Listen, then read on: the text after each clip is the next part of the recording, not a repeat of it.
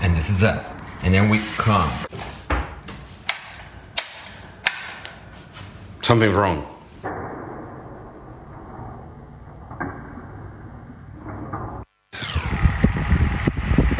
You gotta be really quick. Operation is going to be. It's about property. Speed matters. How did you work? The first question is about the speed. What is it you want?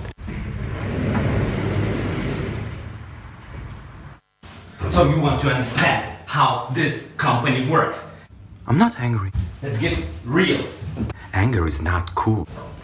It's simple. Why is he speaking so aggressively? I want to get real here. This guy so... I'm getting real here. I'm not angry.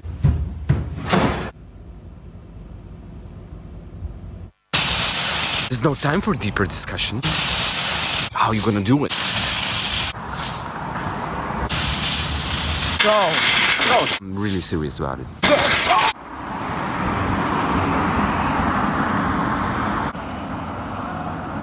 This is you. And this is us. And then we come. Something wrong.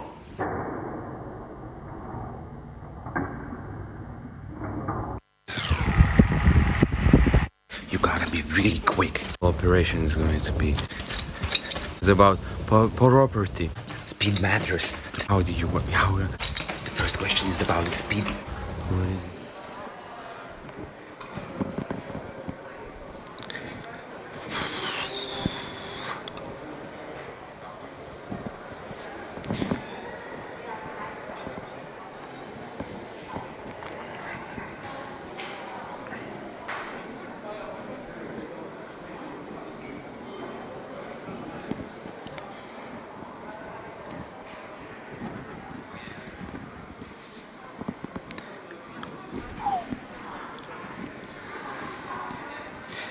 Dear Art. Dear Art. Dear Art, I've been sinning and unfaithful to you. Here I am, on my knees or on my floor, crawling after you, begging for forgiveness. You know, I did shortcuts, more networking than actual work, went to that opening and didn't even look at the performance, skipped that video, didn't read the booklet, envy at the painting, got too many glasses of wine, blackmouthed a fellow artist, mentioned the name of that theoretician for way too many times. We both also know that I read just the introduction. Here I am, at your whitest hallway, like a shadow, a stain, an imperfection, worried about my garments, doubting your justice and capacity for social change. Please, accept my deepest portfolio. It is not finished yet. I'll be making new work soon. Hope you understand. Your artist.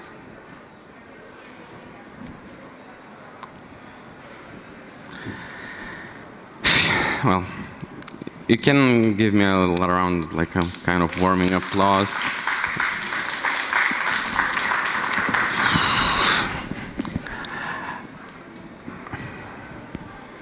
Let's make a deal. I will not do a performance.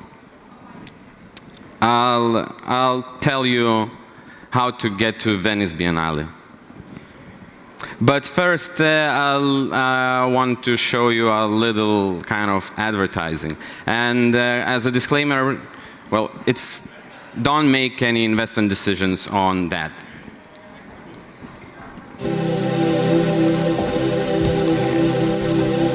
How to push through new ideas when no one needs them. how to concentrate, how to transform disappointment, desperation, and insecurities into financial instruments.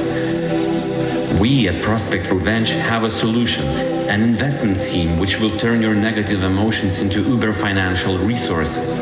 We will buy out your anxiety caused by failing to sort out the trash, dependency on social media, war, those who voted wrong, who parked the car badly, rejected ideas, not listening to your wife, husband, lover, bad investment, poor service, dirty shoes, or holidays in Bali. Don't tell us what to want, how to be, what to fight for. Fight? Are you kidding? To survive, to live well, live a normal life, be positive. Peace of mind is what we want. Are we to be blamed? No, everything is not going to be alright, but is that news? Why wait for tomorrow?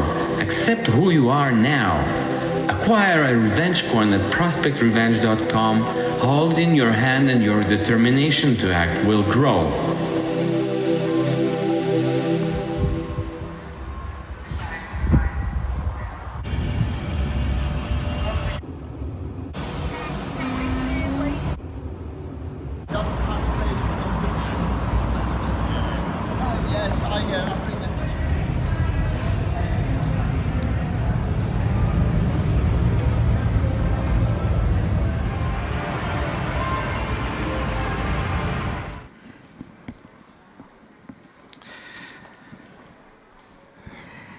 Okay, I don't know, I've been talking about these sins that I've did. I don't know if it's like so good to, we are so like sinful and talking about regretting things. But I want to tell you, as I promised, how to get to Venice Biennale. And I started my artist practice 10 years ago, so in 2012. And prior to that, I've been working a lot in commercial photography for 10 years. It's been going very well. I could kind of, well, do a couple jobs a month and have a lot of free time. But then I got tired, I don't know, I decided to change everything in my life. It was almost New Year, the time when you make promises and new resolutions. And I decided to improve myself, to become a better person, to become a better artist. And I started what I call now a practice of management of circumstances in economy of coincidences. And that practice started through experiment on determinism, on the destiny. So I said that through the next year, I will start a 12-step program, which I call 12.5 Chance. And every month, I would engage in certain activity that would lead me to completely new horizons and progresses.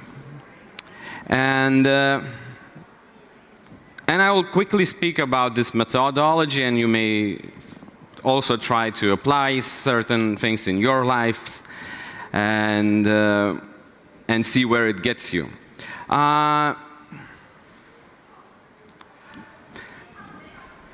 So, one of the samples, and this 12.5 chance, so I will tell you about chance number 5, as it was kind of changing my life mostly.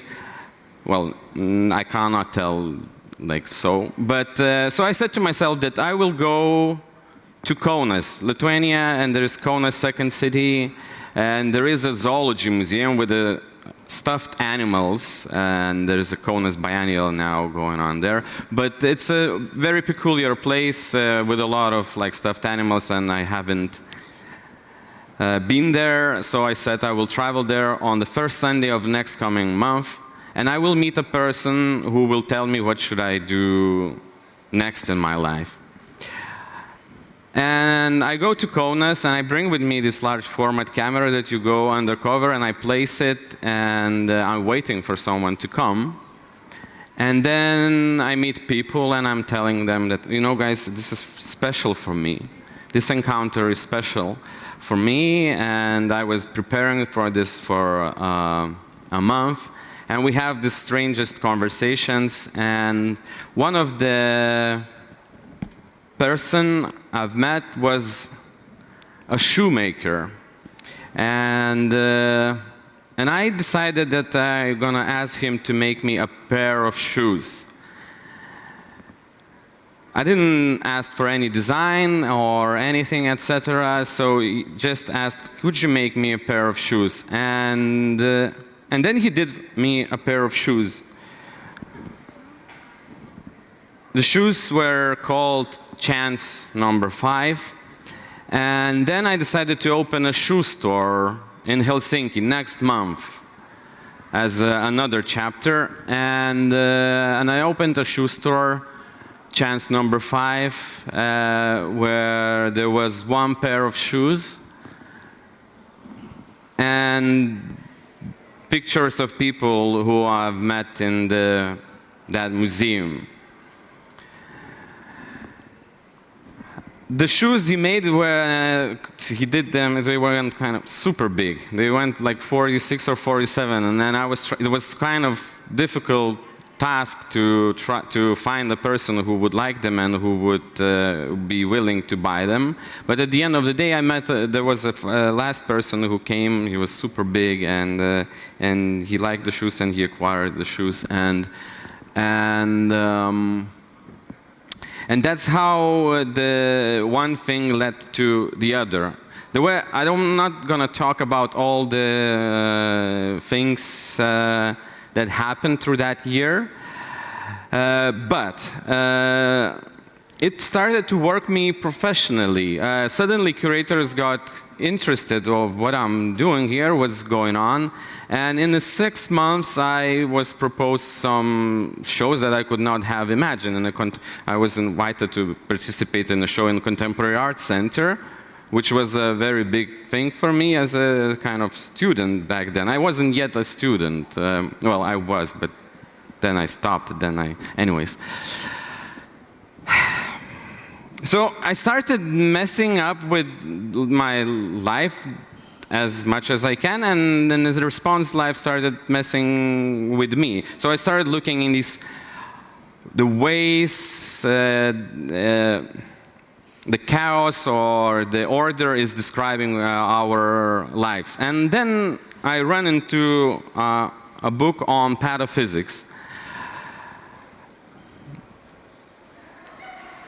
which deals with the chances, and I don't know what brought me there. It just kind of landed in my hands, that book. And I don't know if you are familiar with pataphysics, but pataphysics is known as a science of imaginary solutions. Or my favorite description, it's a field beyond metaphysics. Or so to say simply, if I would say, I have a brother and he likes cheese, that would be physics. Maybe I have a brother and maybe he likes cheese, that would be metaphysics. I don't have a brother but he likes cheese is pataphysics. So it's a domain beyond rational. It's a domain that is interested in all the aspects of human stupidity. And it has a sort of scientific approach to human stupidity. I'll have a look in getting this, my voice is getting a bit thirsty.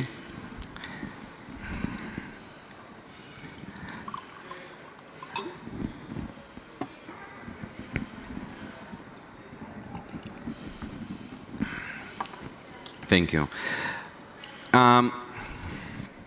So as I started messing up with life, life started messing me back. And after that year, I knew that the program is working. And the 2nd of January, I got an email, as I'm saying that was a proof that it was a good resolution. So it was an anonymous email saying, "Hi Robertas, would you like to go to Paris next Monday to photograph a cactus, yes or no?"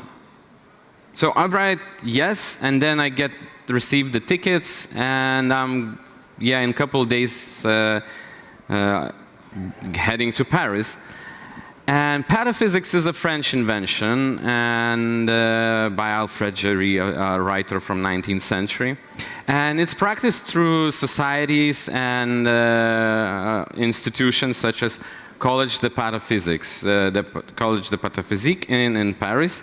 So I thought, if I'm going there to photograph a cactus, I definitely should meet someone from a college. So I wrote an email to the college saying, hello, I'm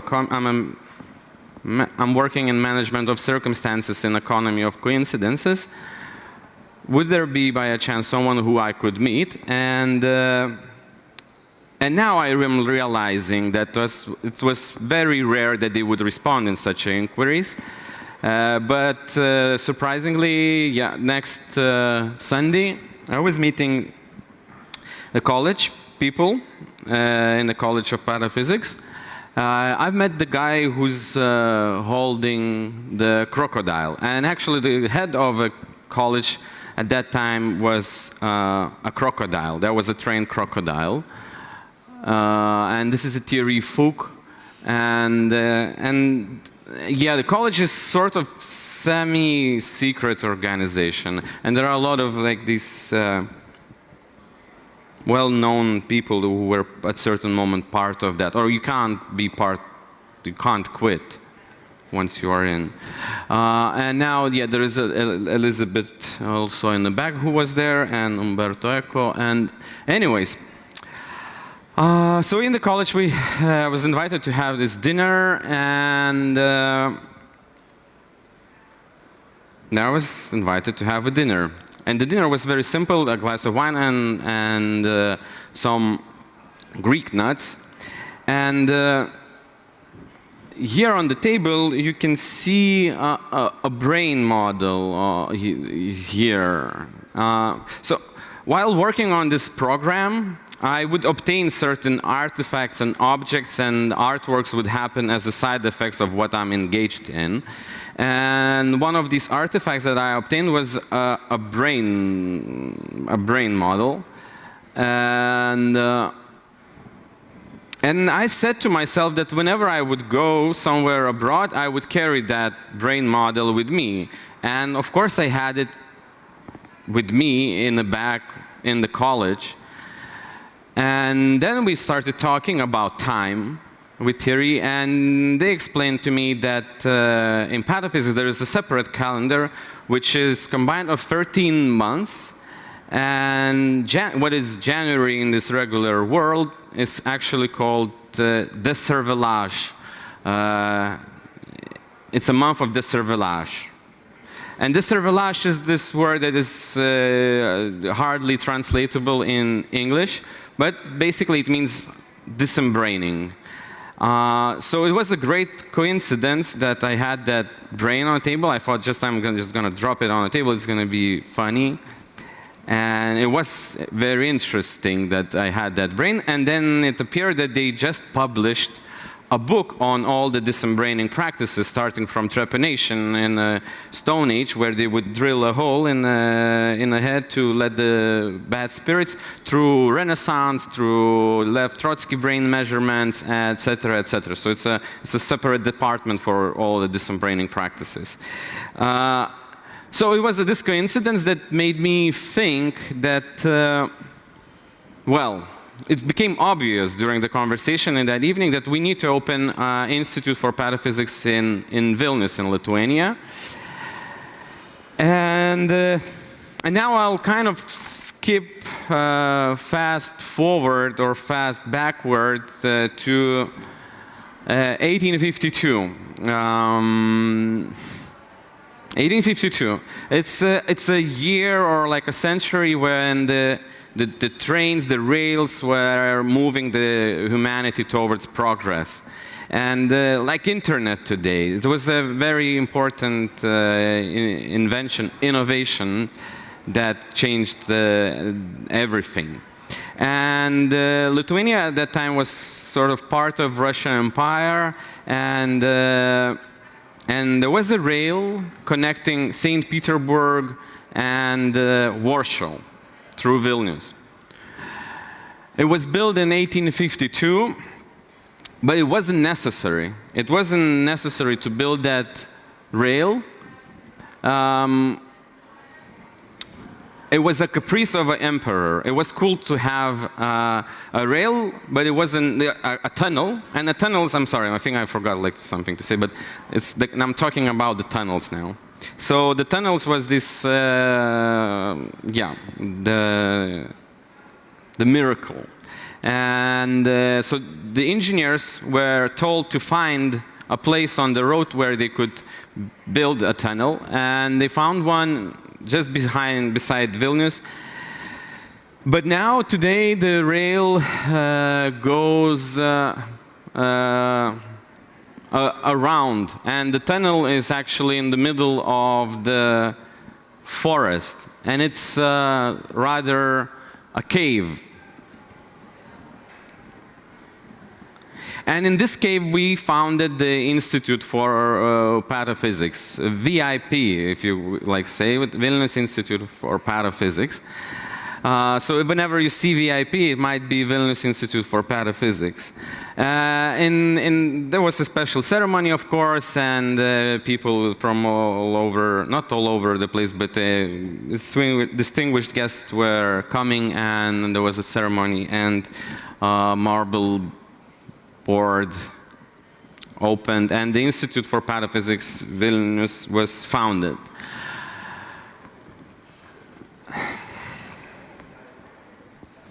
And then what to do about it? It was the couple years we've been thinking of how to proceed with this privilege and with this access, with this knowledge, and we came up with the idea to launch artist placement program that would be run by the Institute for Pataphysics.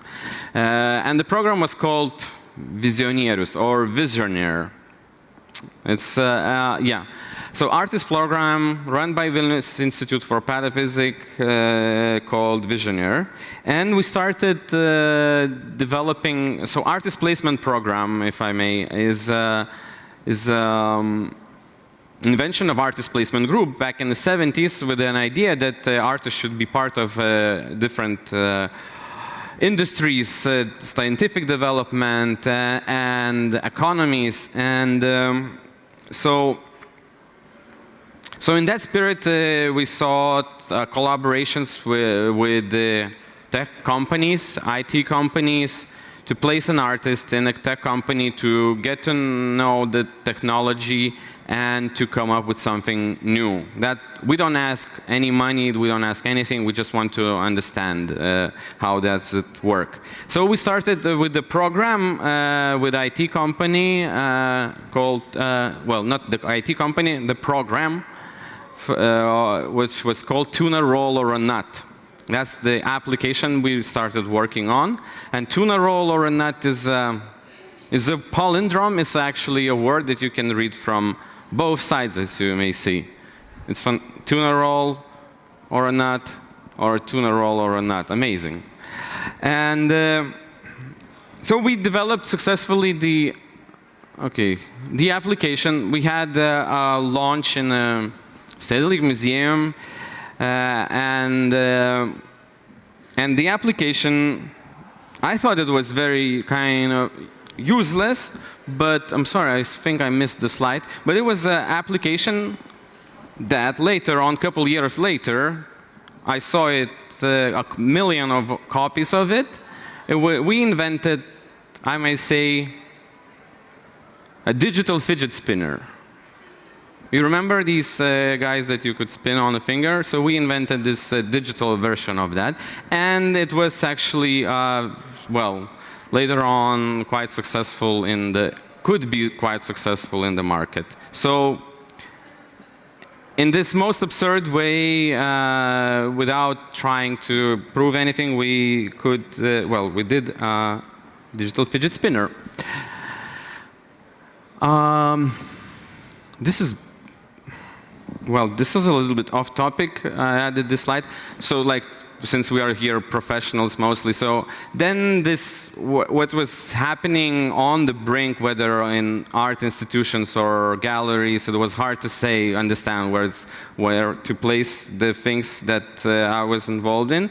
And here I'm the slide from the show solo that I had in Contemporary Art Center, which was set up as a factory. And then you could see the layers of augmented reality.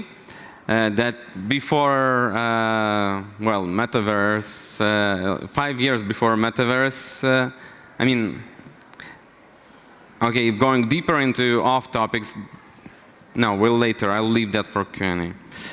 Anyway, so that direction, what I wanted to say that we continued working with the digital realms and IT companies further and further, deeper and deeper.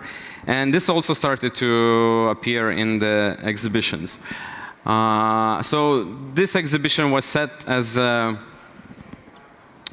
factory, as an imaginary factory with the imaginary or augmented reality employees and automated machines and text written by, yeah, of course, artificial intelligence.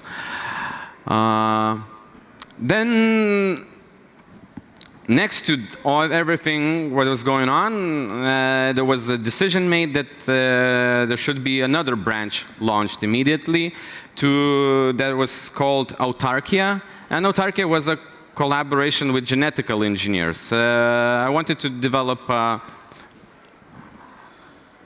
a glowing plant.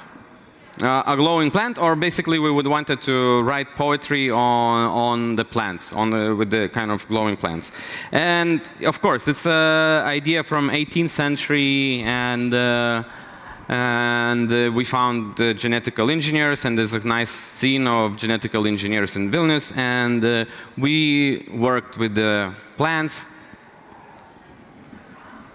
But for me, it wasn't that I knew that we were going to be successful in this, and we did manage to make the plants glow. I don't want to go into details, but then the problem was to find a place where to present it immediately somewhat. And we started looking for a space in Vilnius.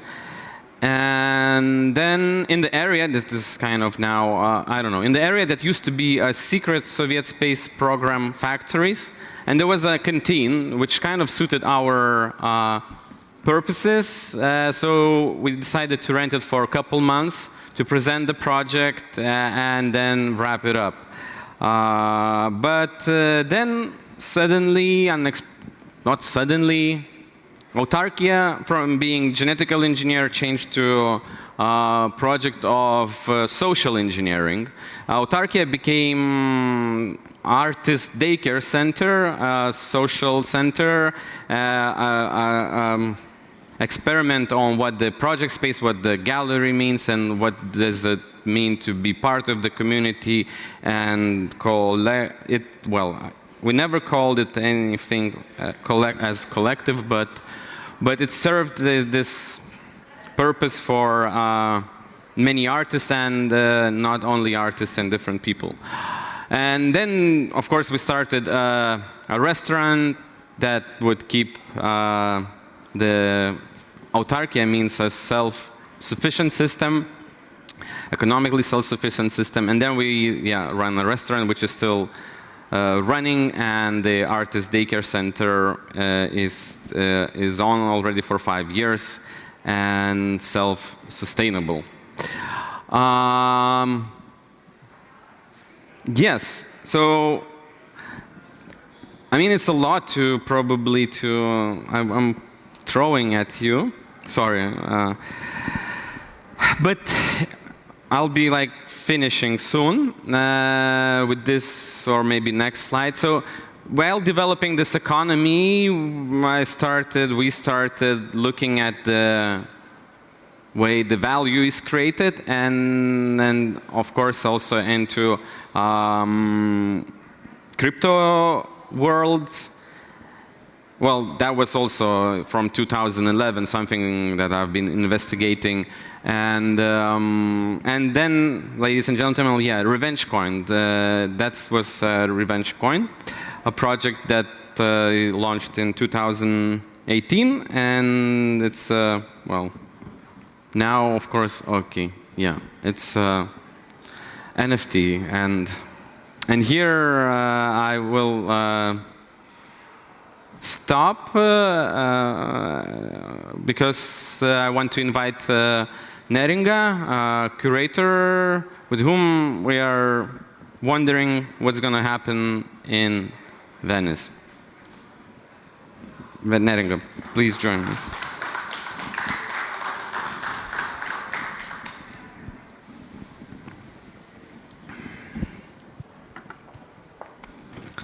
Wait. I don't know, maybe here. Maybe here. Yeah. Maybe here? I think so, no? Okay. Yeah. I take some water as well.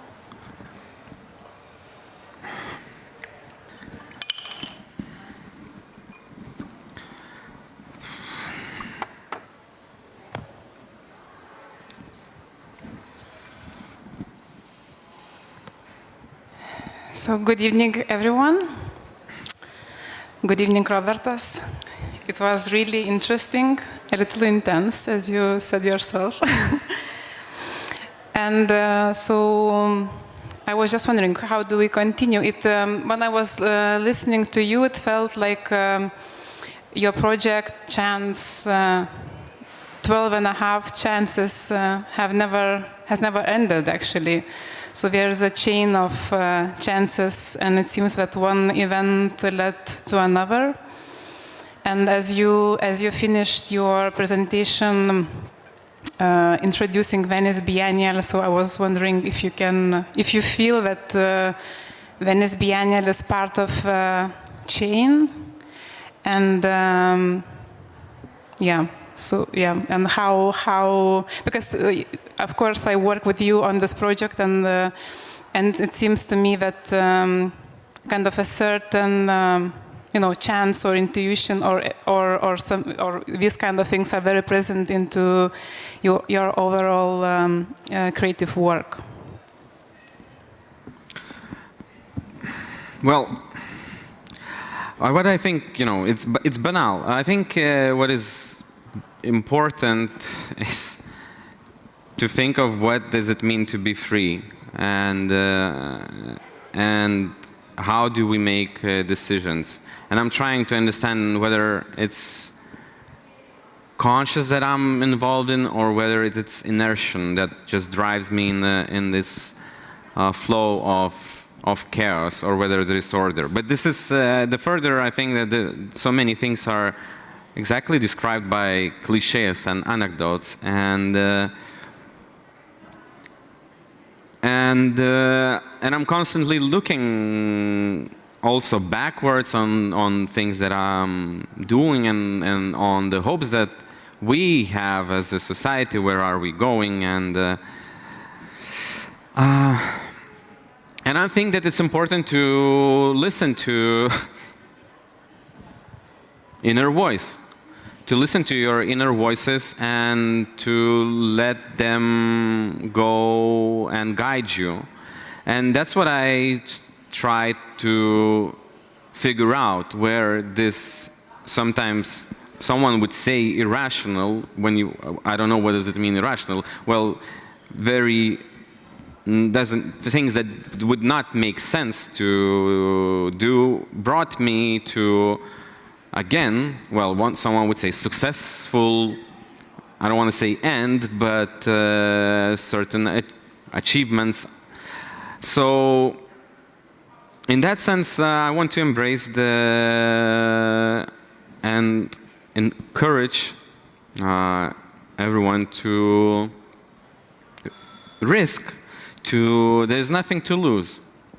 And I'm thinking with Venice, I have a lot of also, well, human nature, fear of what's gonna happen, and there's a lot of, well, pressure and interest what's gonna happen.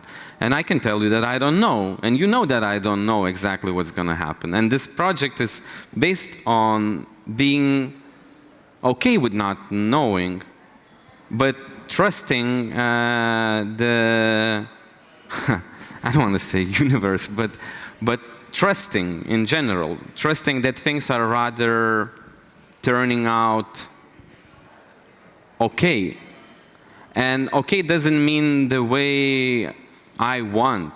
And our will, or my will, I'm trying with this experiment on determinism to accept that, not to override the will. And but it's also, I don't want to mistake you that, you know, that you just let things happen and everything is by a chance. But be more sensitive to listen to coincidences. And of course, the project that we are working on is called Gut Feeling. It's called Gut Feeling, and it's a project on intuition. On intuition, on how to, and what does it mean to be brave today? I think it's very important what you are telling us, also kind of in a bigger, looking at this at a bigger scale of what is happening today, like facing all these crises, you know, trying to be more, I don't know, gentle or more sensitive to our environment, to our planning, to our planet, to other non-human beings and human beings as well.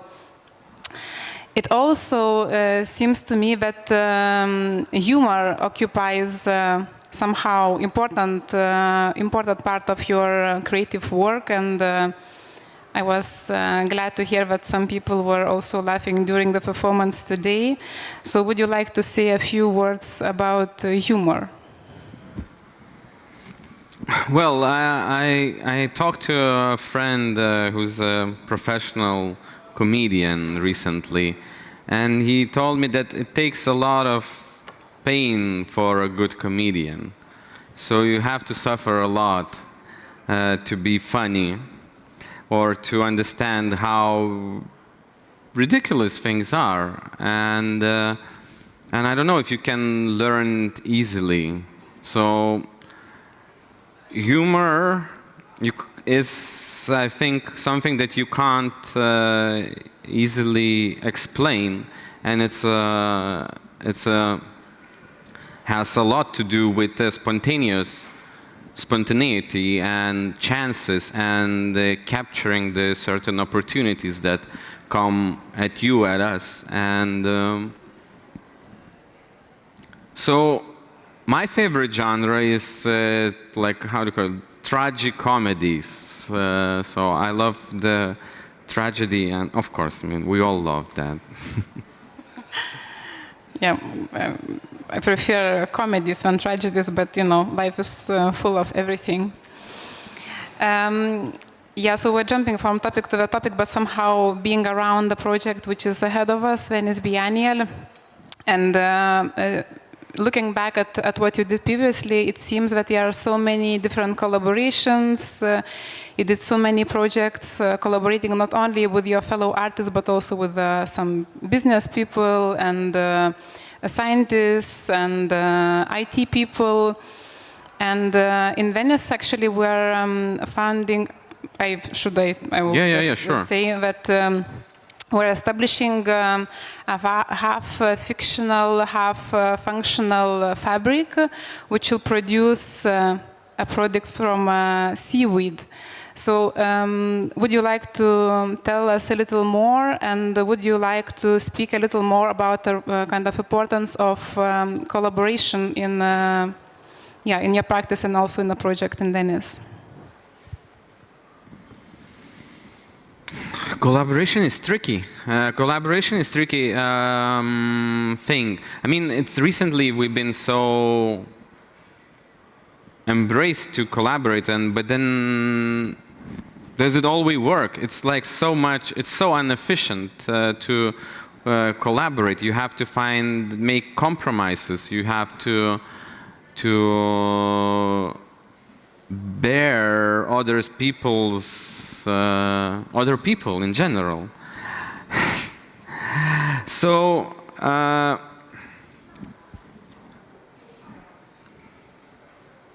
don't know about the collaborations anymore. No, I know, but no, okay.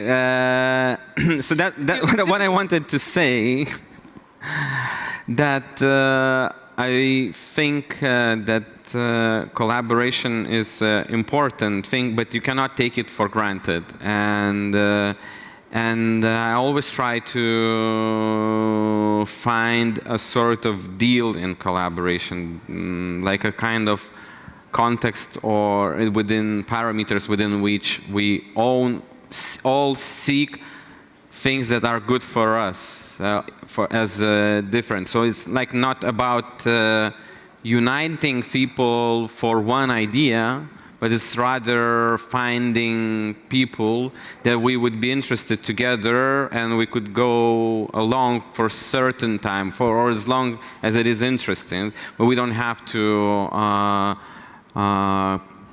define as something more than, no, it's always a miraculous encounter. So, I mean, if I may come back to the chance number 5, it started from the encountering other person, and that was the kind of, I don't know, thing that started the chain reaction.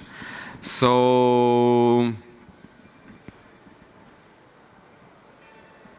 yes, so collaboration is an important part, and then I often speak of myself as we, as I'm also not that alone myself. There's you know, million voices in me, and there are, you know, bacteria and etc. So it's a things changing the way we understand what does it mean to be in part of ecosystem, and I'm learning to be part of a group, of a collective, and I'm very happy most of the times. Yeah, but I think it's very important what to say, but I think it's still important always, but also now to kind of find a common language to other people that you are dealing with. And we as a society, I think it's, you know, crucial for us to find moments where we can understand each other, or maybe some points where all of the participants of society or of projects that we are, you know, funding, that each of a participant has its own role and has its own room to fulfill his or her or their dreams. And perhaps it's kind of very exciting to think about it now after COVID crisis and, you know, nearly 2 years that we spent alone in our homes, and I think for most of us it was a kind of very difficult moment that made us reevaluate many things, and also like the importance of human interaction and being able to be with others, to do things with others, to work with others, and maybe to construct I don't know, better systems or better ways of doing and working and just living on this planet. And I think this kind of eager to build something better, to change things for the better, is also somehow was resonating to me during all of your presentation, and for the project in Venice there is also this layer of narrative that an artist is always seeking to change the world and make it somehow a better place, at least for him or herself. So I don't know if you want to continue or comment on this. No, I'm disappointed. No, we've been disappointed many times before, but the biggest disappointment of this, well, we are like all the time in some crisis, all the time. I spoke to some artist some months ago about actually the COVID crisis, and he said that it's kind of always, it's kind of very exciting to be in the moment of crisis, because you see that one system is collapsing and there is a gap and a moment of pause before the new is coming up.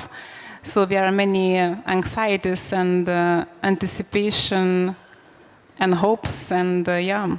But I mean, is this a real crisis? I mean, I'm sorry. I mean, it's okay, hypothetically speaking. We are still doing so well, and we are living still better than ever. I mean, I'm generalizing, but in the Western world, and we still are not. We are still rejecting the. Anything what's going on. So we are not really facing the crisis. I mean, personal things may be happening, but when I think we should be accepting that no change is funny. No changes like in the ad. No changes. Transformation, like and transformation is always a painful thing, and yet we try to put into not to see the reality and try to put ourselves on some sort of how you call it, these drugs that take a pain off. So we don't want to. So in that sense, I'm a little bit disappointed that the crisis has been so softened that it will just prolong certain necessary, real, actual changes. Maybe, I mean, okay, I'm sorry, but, you know, another idea that we have to understand, but it's okay also. We don't have to, you know, beat up ourselves for. No, there is no revolution. There's no way. Things are not happening revolutionary. Even revolutions, they take 20 years for certain things to happen. There's no revolution that kind of happened exactly in one day. So, well, I'm very, as well, optimistic. Good. I think this is what we need in these days to have some optimism. But I also feel that we are kind of going in circles and saying some things, but leaving so much unsaid. Would you like to say more about what we are preparing for Venice? What is the project for you now? I know that as you said. No, it's okay. Yeah, let's do so. I mean, there is a clear description of what it is. It's a living and survival drama set up in a working class neighborhood in Castello in Venice. We are renting and also acquired several shops on the ground floor of Venice. So it's a kind of this situation where it's not like these big palazzos, but it's what used to be a laundry shop, what used to be bread maker, and now we are setting up there a pavilion. So we're turning this village, or not village, like we're creating certain village in these streets. And then, of course, the drama starts. Like, so how are we going to be accepted? What does it mean? So is it necessary good that the artists come and so we have to create all these relationships with, and we are creating a sort of ourselves a problem. We're starting a sort of economical enterprise, and in that way, people are understanding that what are we doing. And so this project is, again, as you said, like very much real and very much direct. On the other hand, it's also metaphorical. So through this factory, we are changing ourselves and our lives, and yeah, I don't know. I just recently came back for another faraway trip, and someone during the trip told me that we always say how places that we visit affects us, but we rarely think of how we affect the places that we are visiting. You know, like it's not only about us; it's also about these places and the encounters where, and you know. But I was also thinking maybe we have some questions from the audience. If there is anyone who wants to say or comment something, please feel welcome. And if not, I have some more questions left. So there is also this moment of entrepreneur very present in your work, and while you were presenting your past projects, I was thinking that you are somehow entrepreneur in art, if you if this term makes some sense. But there's always this kind of a strong connection to the real world, or like the market and business and startups and things like that. And at some point you mentioned usefulness and uselessness in your works. So what do you think? What art can do and what it cannot do in you know, attempts of participating in bigger processes of this world, of this life?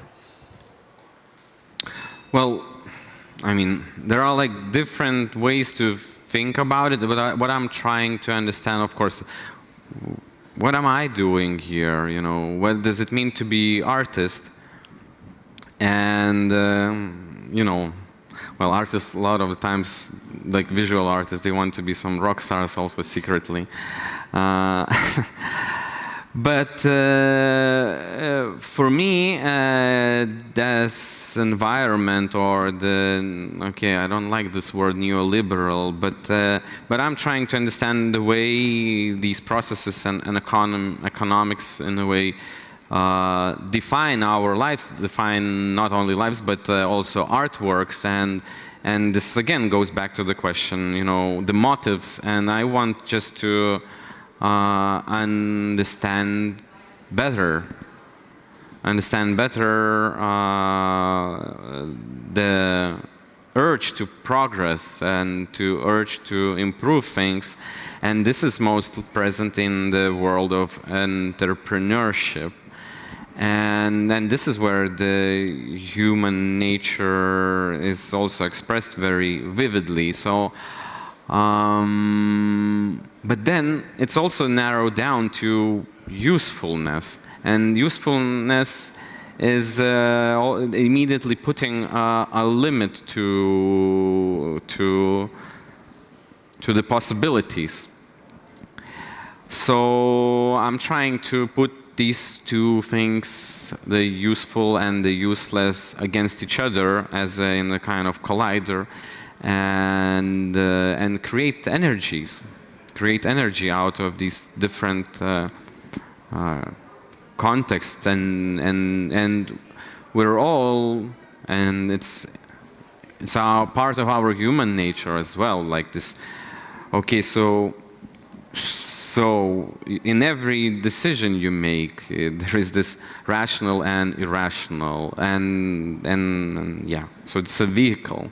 Yeah, and I think it's like kind of important to think about this now, when kind of this big promise of progress is failing the human kind and other kinds of this planet, as we are facing so many kind of different kinds of crises, starting with the ecological and so on.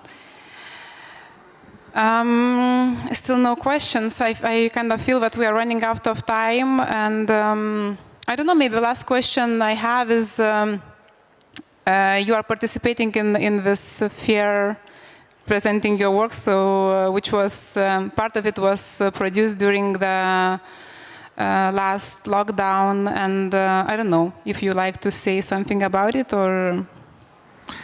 I just want to add to this technologies, one thingy that kind of nicely brought up. Of course, as for artists, it's very interesting to work with the, we think that we are explorers, and when you work with something that is not there yet, you end up, experimenting, and you have ability to create your own language. And that's what's fascinating, and that's what's interesting. But at the same time,